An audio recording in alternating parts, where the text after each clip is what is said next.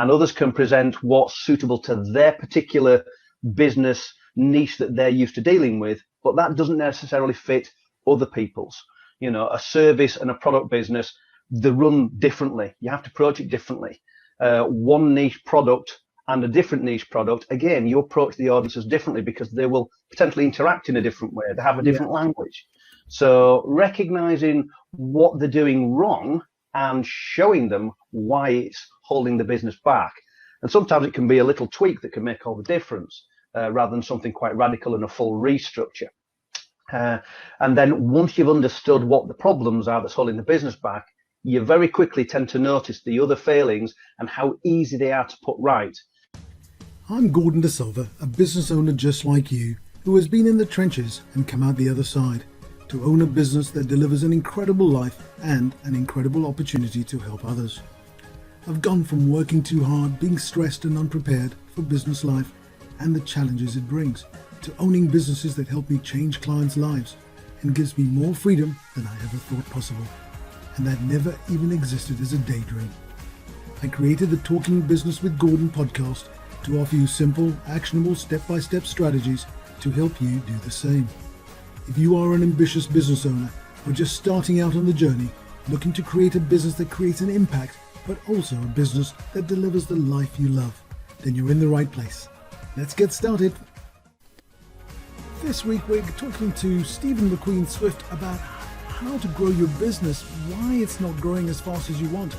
Why do business owners get frustrated that their businesses isn't growing at the rate that they want them to? And so, without further ado, let's get started. Series 1, Episode 13. Hello and welcome to another amazing podcast. I would say that, wouldn't I? Well, today we have got with us Steve McQueen Swift. Now, Steve is a special gift to all of us because he's going to talk to us today about the direction we're going, trying to identify where we're going wrong, trying to identify why the business isn't growing as much as we'd like it to. So I'm not going to steal his thunder because he has got some real gems for us, I'm sure, today. So welcome, Steve. Hi, thanks for having me. We much appreciate being here. Yeah, great. Steve, tell me a little bit about your journey. Why do you do what you do, and who do you do it for? Just tell me a little bit tell the audience a little bit about yourself.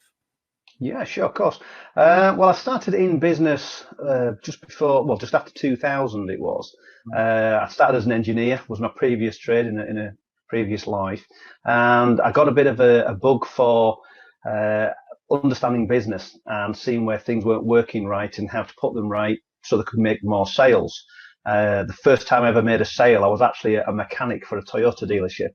And the salesman was very robotic, sticking very much to the script. I think it was putting the customer off because he wasn't speaking like a normal person would.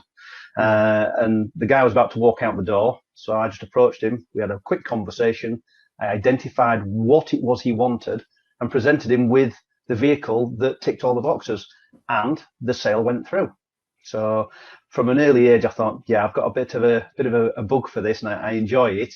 And seeing the joy that brought to that individual just lit a bit of a fire inside me, thinking if I can do this for one person, how many more could I potentially help by just serving somebody's needs rather than trying to sell something?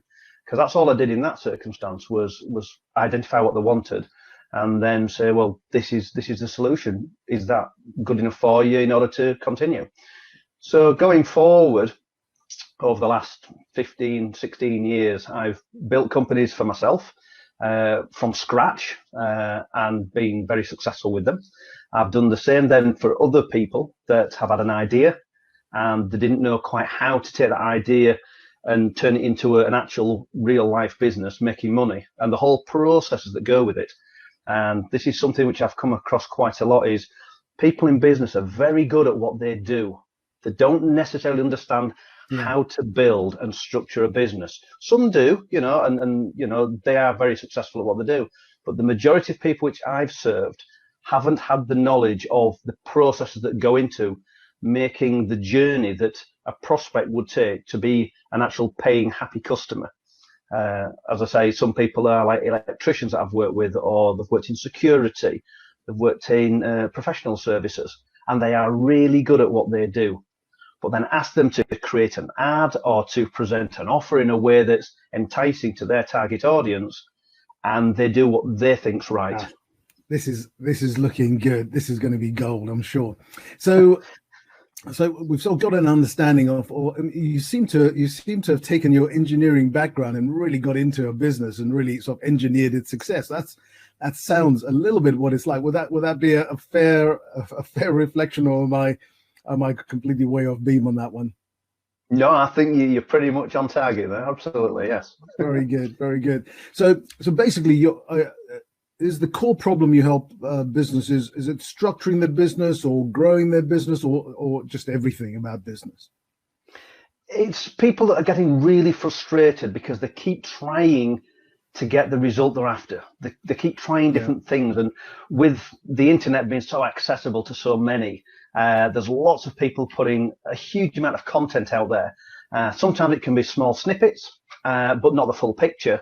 And others can present what's suitable to their particular business niche that they're used to dealing with, but that doesn't necessarily fit other people's.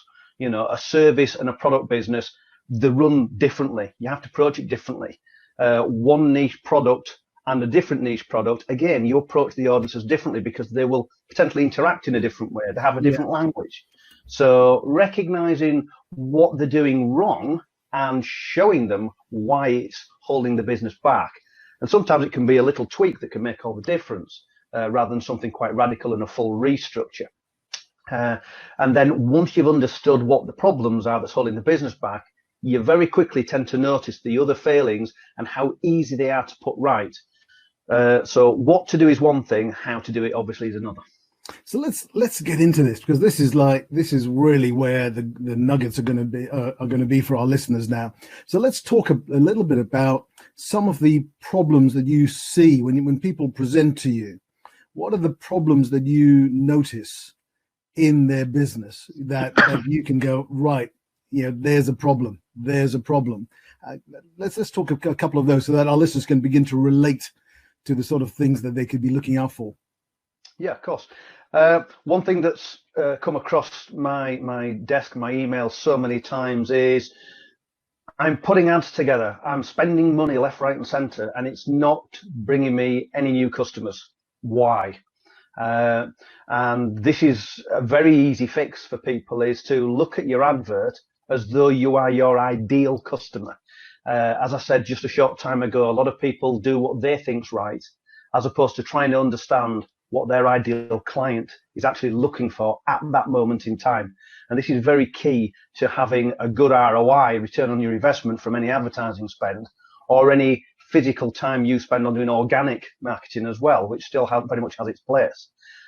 So by just getting them to look at what image they're using and how does that solve somebody's problem in a visual sense, and then with the wording, the headline and the body text, which is part of what makes up the rest of the advert, targeting put to one side for now.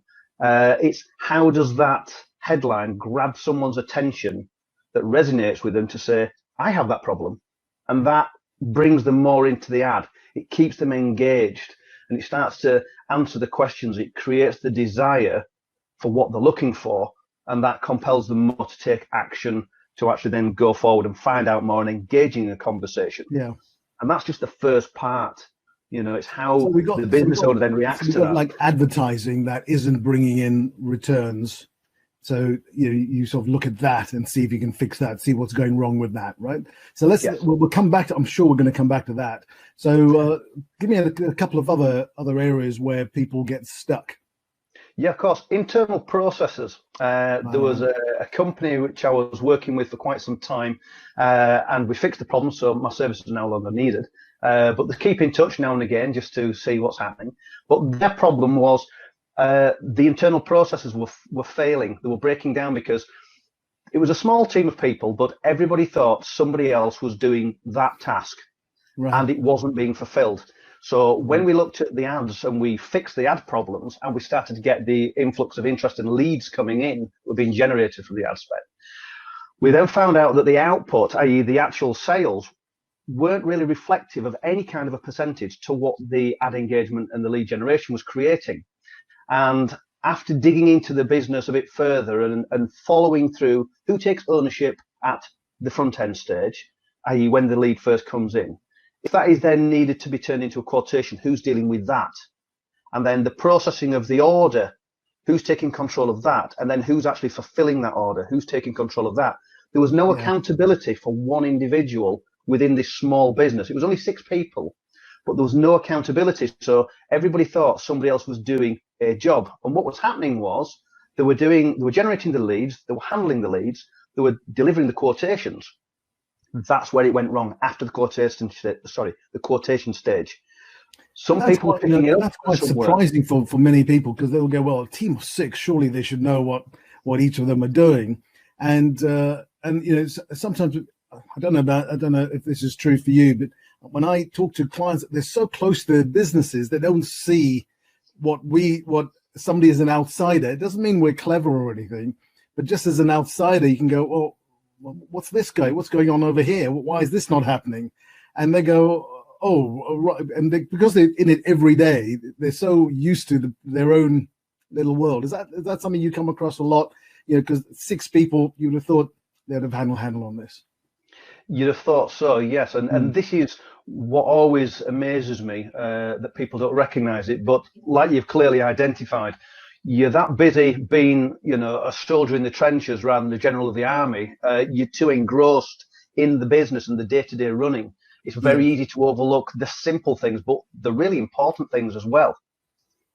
So we've got some amazing gems. We're going to drill into those in a second. So we've got getting the ads working right. We've got getting the processes right. Is there a third one we can talk about so that we can bring even more people into this remit? I'm sure people have already begun to associate with those 2 issues. Is there a third one, or should we just dig in those 2? No, I can give you a few more, but we'll go for one more. And that is, when the sale has been completed, a lot of people move on. No. You're leaving so much money on the table. Right. There's the upsell, there's the cross-sell, there's the follow-up. These are 3 fundamental things that can make your average customer order value skyrocket. And this is how I've helped businesses go from SME, 5 figures a year, or just starting out, to 6- and 7-figure businesses. And it's because you maximize each customer's journey. And when it comes to the sale process, there's an opportunity just before close to offer them something else that's very complementary to what they're currently ordering. Some people call it a bump, some an upsell and a cross-sell, etc. It's just another way of adding more to the shopping basket. You've seen it in the supermarkets. You get to the till, and obviously, screens are one thing or another at the moment, but they get to the till and they see something else there and think, oh yeah, I'll just buy that packet of chewing gum, or I could do some more headache tablets, or whatever it might be, or a chocolate bar. Something just catches their attention and it goes on the conveyor belt that wouldn't necessarily have gone if it wasn't there. And that's a great way to just increase your return on investment from your ad spend to that particular customer's checkout value. And also on the back of that, as I said, the follow-up is important, keeping in touch with customers. And, in the UK with GDPR, we have to be very careful about what length of term that you keep the details and how often you keep in touch. And that's something I think for a separate conversation on another day, maybe with somebody else. But there is an opportunity there to follow up with them and ask them, how are you feeling about the product that you bought from us? It's a customer service call, basically. But it's also highlighting, they'll have a problem, or are they really happy? If they're happy, can you give us a review of it? And then obviously you've got your social proof, which helps other people to engage as well. So that's another, again, we could go into that a lot more. Yeah. It's very refreshing to talk to someone who takes a 360 view of business, because often when I'm talking to people, they've got a one-minded approach, and it's just, let's just advertise and let's get the ads working. You seem to have done very well in taking a full 360-degree view, and I love that, because it's an approach I subscribe to.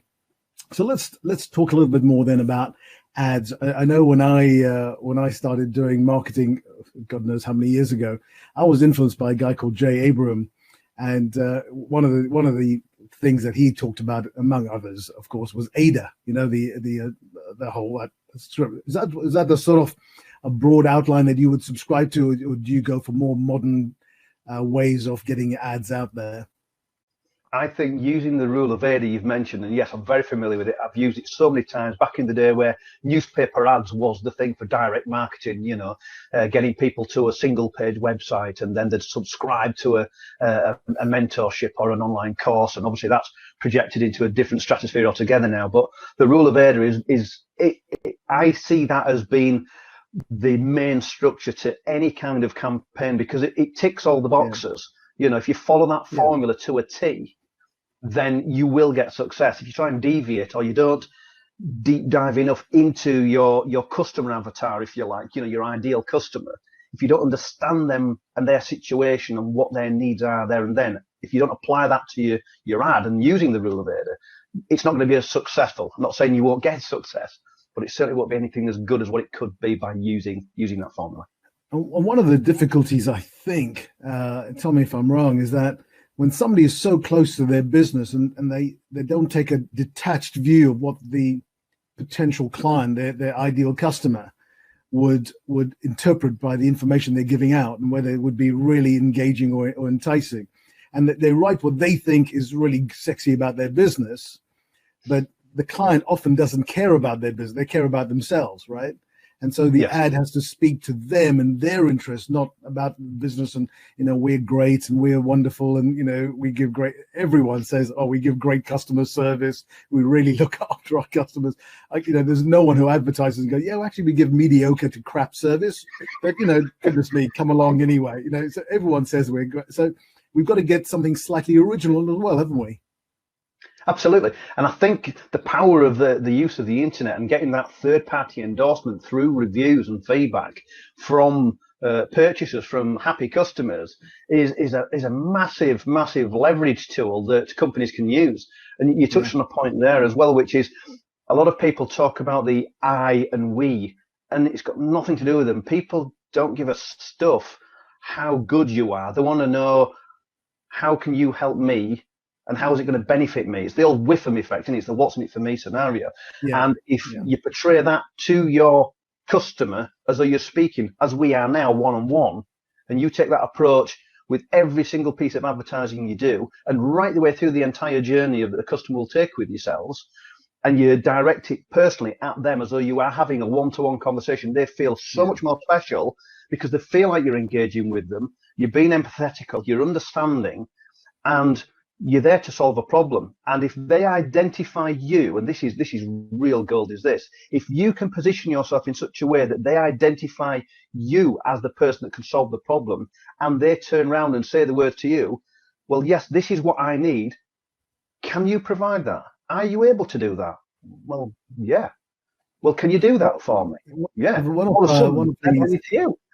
of these gurus actually said something which I've really taken to heart.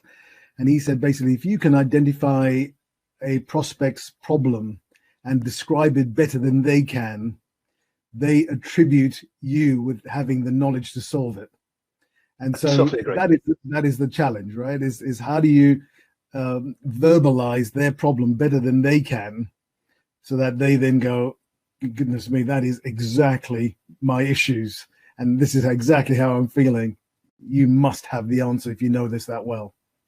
Absolutely. And that is why so many business owners struggle with growing the business, scaling up, because they get the core catalyst of customers within maybe a local geographical area, and word of mouth helps massively with that as well.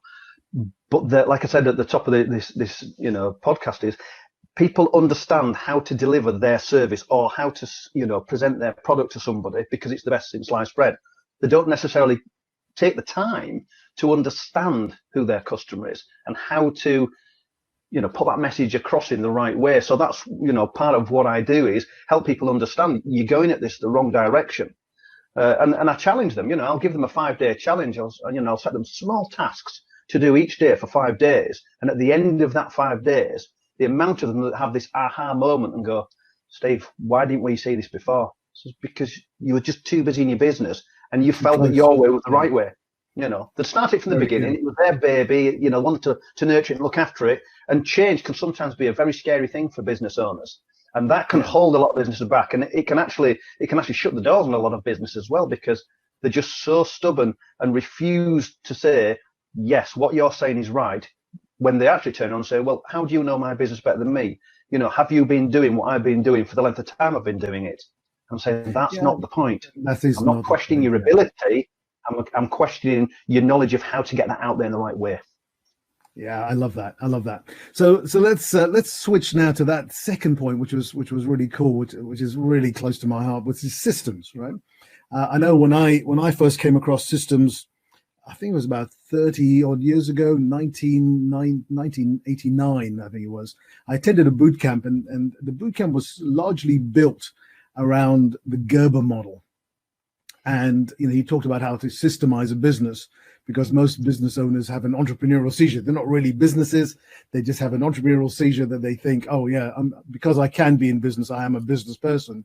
And nothing could be further from the truth. What they then build is a life of imprisonment, if you like. The business then takes over. They don't want to give up on the business because they love it.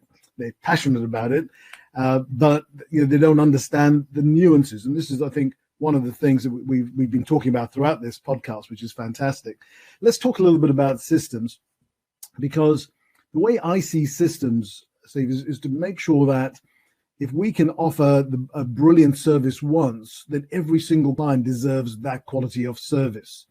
And a system will allow that to happen. That's my broad principle of having systems to grow a business is, design the best possible experience, and then make sure that every client that comes through that process always gets that system.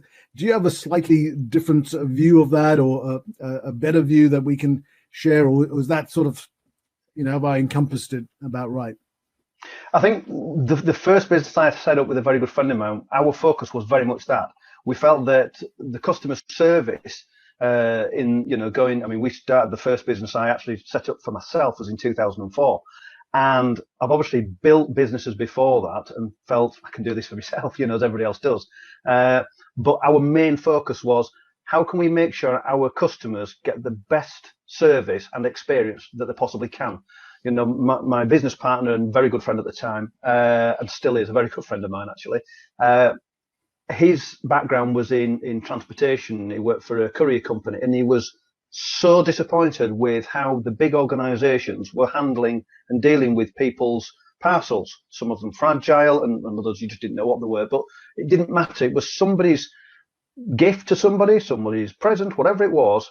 And the way the companies were handling that throughout the entire process of how a courier system works, of a national courier system, and people just think it gets picked up here and it gets delivered there, but there's so much that happens in the middle. There's so much handling and cross-decking and one thing or another that happens in the logistics industry, that he said, I don't want that in our business. I totally agreed. I can't sleep at night and I've got high morals. If something isn't to the best of my ability for my customer, then I need to fix that. So I think what you're saying is quite right. I totally agree with you, Gordon, on that. And I think having the right processes in place and people being accountable for each step makes sure that you can actually measure that performance and KPIs, etc., to make sure that it's maintained. And if you're getting feedback where there's an area that's not quite where it needs to be, you can identify that with having the systems in place and the accountability, and you can address that with the individual. And you can give training with that to improve it, to optimize it. So yeah, absolutely agree with what you said. Very good. So Steve, let's give a couple of solutions if we could, right? So we've talked about on the advertising front, we talked about how they could sort of relook at their ads with the AIDA formula, which is just correct me if I'm wrong: attention, interest, desire, and action. Have I got that about right? Okay, it's been a long time. Some people use slightly different words, but yes, the principles are all the same, And have a look at the image through that lens, right? Yeah, absolutely. So whether it's the image that's used or the headline or both, then you want to grab someone's attention very quickly. Everybody's on the mobile phone and they scroll. You need to stop that, and you do that with what they call a pattern interrupt. And that's something that's very different from what they're seeing. There's people I speak with people in Australia that are very, very good at this, people in America that are very, very good at this, people in the UK that are very good at it. And I learn from them to improve my service to my clients and my customers, which I value deeply, by showing them different ways or the latest way to grab people's attention with that pattern interrupt.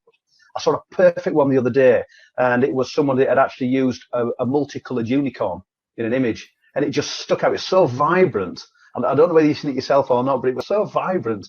And the person got a lot of positive feedback because of how good it was. Right. Others have just used literally two colors. They've used like a yellow and a blue band at the tops or at the sides just to grab someone's attention because it looks different. It jumps out when they're scrolling. Yeah, so like certainly something like that, you can use and then obviously follow the formula, like I say, and like you've mentioned as well. Once you've grabbed their attention, give them the information that they need that's going to address the problem which they've got, so it identifies it and it relates them. That is brilliant, absolutely brilliant. Thank you for that. Now we're coming out of time, and I just want to make sure we make sure that our listeners know how they can contact you if they want to follow you and just see more about your work and maybe contact you. How would they do that? Well, it's an interesting time at the moment because I'm literally just going to be launching a new course. So at the moment, the best way to get in touch with me is feel free to connect with me on Facebook. Happy to do that. And if they want to drop me an email, then they can drop me emails to show an interest, to want to know more. I do have a business playbook that's available now, which I can send to yourself so you can have a read of it first. And if you feel that it's suitable for your audience and you'd like them to have it, then, feel free to distribute that or let me know and, we can send that back. And people can have that with my compliments. And in that playbook, it shows them a little bit of what we've been talking about today is identifying where your business is going wrong. And you might not know it's this, but it will open their eyes and give them some clarity. So I'm happy to share that with people as well. Steve, that is very generous of you. Thank you very much. You just give us the links and then we'll put it in the show notes. And the final question I want to leave us with, Steve, is a question I ask all my guests. You've experienced some success yourself, of course, and that's probably going to continue long into the future. You've helped other businesses achieve success. Our business is called Success Story Builder. We help clients build success stories. What I'd like to hear from you is one or two things that you believe are great success building blocks in either businesses that you've run or businesses you've helped grow. Can you give us one or two that we can, as we build this library, our listeners can start using those? Yeah, it's a bit hard to drill down to a couple, but I'll try my best. One is don't be afraid of failure. You learn from failure. My first business, yes, I failed so many times. It got to the point, yes, it made over 4.6 million in just a couple of years. And that was from a £1,400 credit card. But on the flip side, I almost lost my house. So when you don't have things right and you fail to recognize that there's problems and do something about it, it can really cause problems. So don't be afraid to fail, but don't quit just because you fail once or twice or three times. Keep going, keep learning, and reach out to people that can help. That's probably the biggest thing I'll ever say. Don't be afraid of failure. Oh, Steve, look, I think that is such a wonderful piece of advice that I think it is apt to end on that powerful story.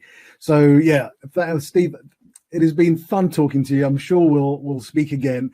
I'm certainly going to be following more of your work. It sounds really interesting. I love the way you present, and thank you very much for spending time with us. Thanks for sharing your wisdom with our audience. Really appreciate it, Steve.